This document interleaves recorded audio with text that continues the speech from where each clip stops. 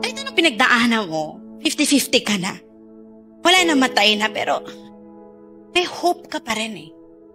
Di mo alam kung papaano gigisingin, papaano bubuhayin. Pag isang araw, kita mo na lang, biglang nabuhay pa kasabay nung pangarap. At nabuhay yung pangarap kasabay mo. Ako po 2025, I can sense, amen.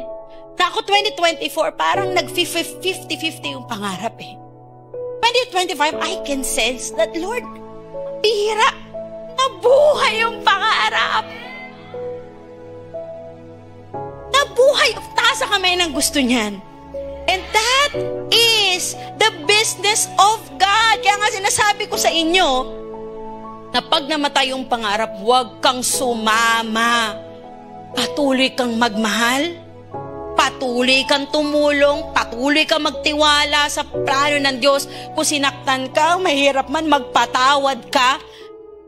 Why? Because isang araw, makikita ni Lord yung faithfulness mo sa kabila mga naranasan mo sa buhay. Sabihin niya, sandali, I think it's about time buhayan muli yung pangarap.